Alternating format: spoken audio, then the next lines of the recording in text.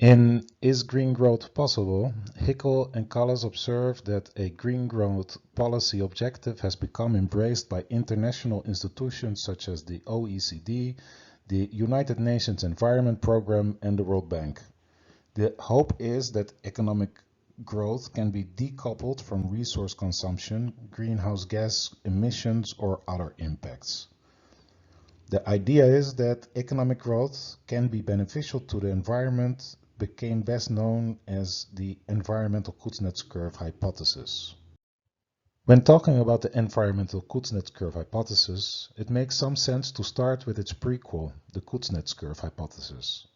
The Kuzets curve, in short, proposed that inequality would follow an inverse U-shaped path with respect to growing income per capita. Kuznets was still cautious about the value of this hypothesis when he remarked, "The paper is perhaps 5% empirical information and 95% speculation, some of it possibly tainted by wishful thinking." And indeed, until the 1970s, inequality decreased with income growth for several high-income countries. Here we see a graph from Piketty's Capital in the 21st century that depicts the income share of the richest 1% decreasing over time for the US, Britain, Canada, and Australia until the 1970s. In 1971, the Nobel Committee awarded the prize in economics to Simon Kuznets. Yet, evidence supporting the Kuznets curve hypothesis started crumbling soon after he received the prize. After the 1970s, economic growth in the same countries was accompanied by rising inequality. Reductions of inequality are not an automatic benefit of economic growth. The promise that a rising tide floats all boats only seems to hold guarantees for the yachts. Inequality can be addressed, but it takes policies dedicated to income redistribution. In the early 90s, the idea emerged of an environmental Kuznets curve. Much like the original Kuznets curve, the environmental Kuznets curve hypothesis has pollution rise with income at first, until some turning point income level, from which pollution starts to fall with further economic growth.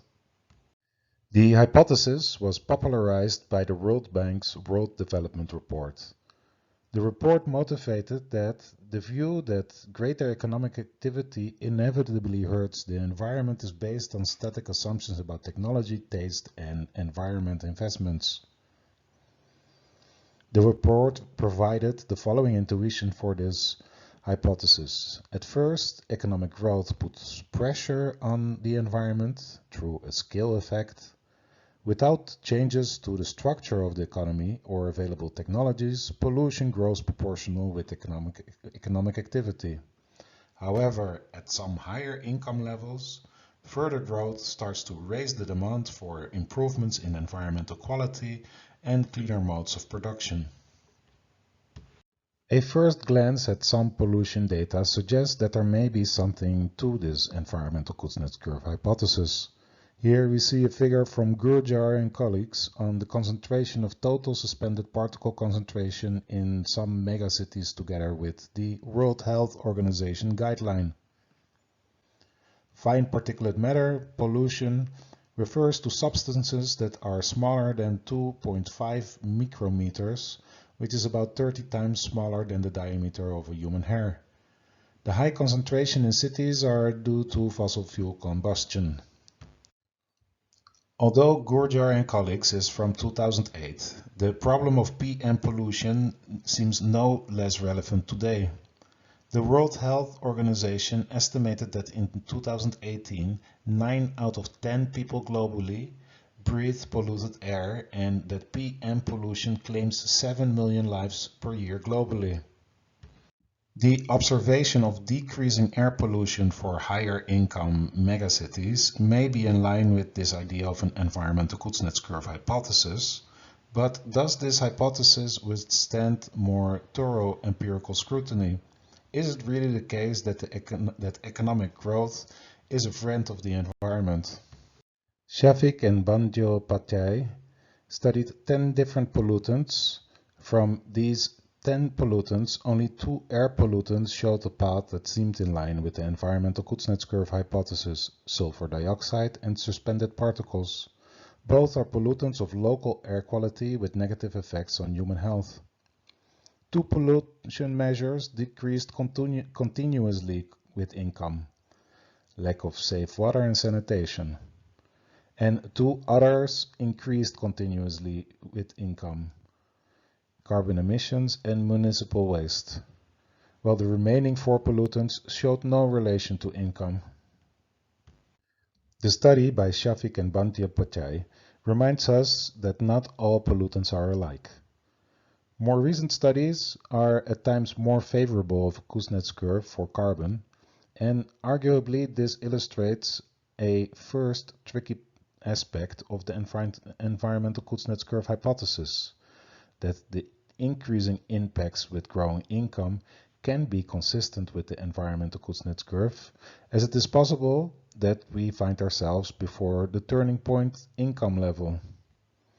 However, the more important question is whether greenhouse gases can be expected to drop fast enough to prevent irreversible damage.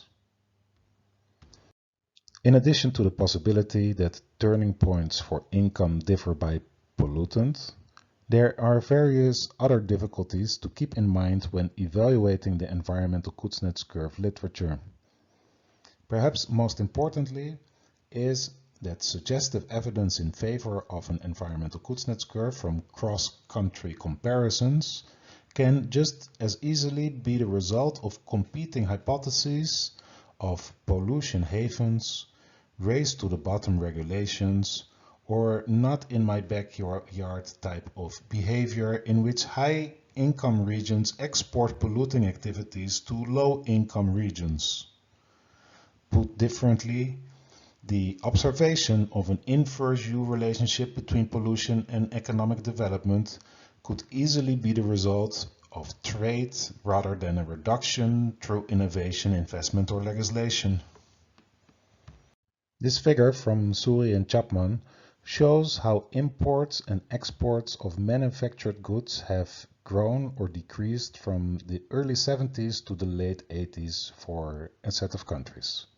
The idea here is that manufacturing is often one of the more polluting industries, and we see that exports of manufactured goods have increased disproportionately in countries with lower average incomes such as Thailand, Malaysia, Brazil, and Mexico.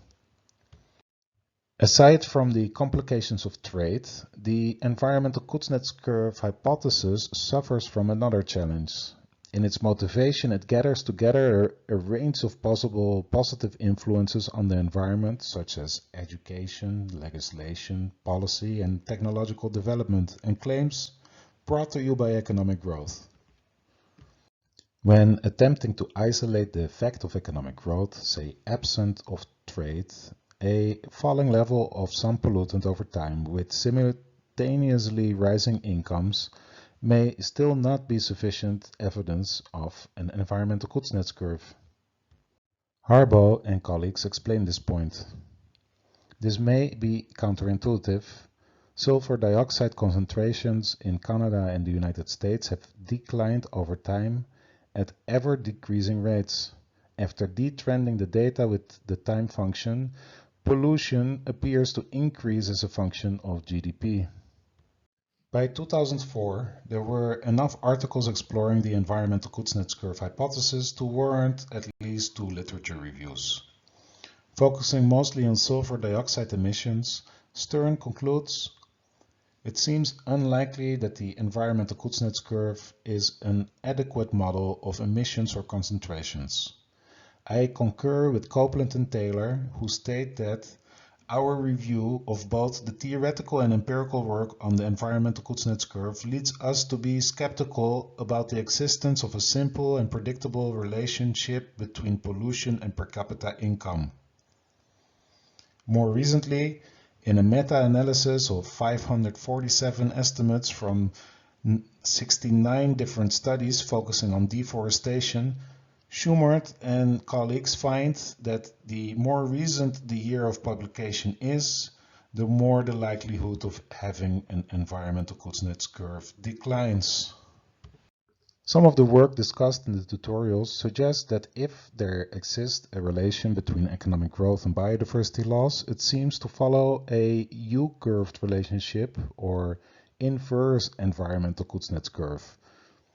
The paper by Liang and colleagues is especially noteworthy in this context as they employ instrumental variable analysis to close in on causal effects of GDP on biodiversity loss in the United States. They find that the effects of GDP growth seem as harmful as land use change, which is usually considered as the main driver of biodiversity loss. Other works that I like to highlight in this context are Czech and colleagues, who have produced one of the most illustrative figures to suggest harmful effects of GDP growth for biodiversity. We see that the number of endangered species in the US increases at nearly the same rate as its GDP.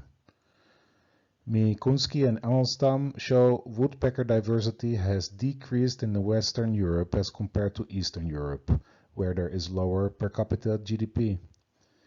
Fröhlich and Chiak show one such mechanism by which economic growth can harm biodiversity loss.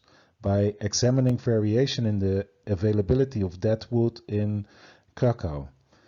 Deadwood and decaying old habitat trees are important resources for many different species and can be seen as proxies for biodiversity.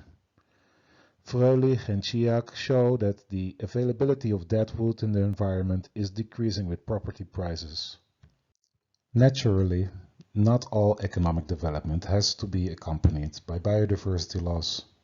Different urban green maintenance policies in Krakow could leave more deadwood available to provide for more cohabitation possibilities for other species in urban environments. Similarly, vertical urban green, like the super tree grove in Singapore, could potentially enlarge habitats. Still, it is important to consider that current economic growth often comes at the expense of biodiversity. Much like the call by Hickel and Collis to include zero growth scenarios in international climate policy documents, Otero and colleagues urge for such scenarios in international biodiversity conservation documents.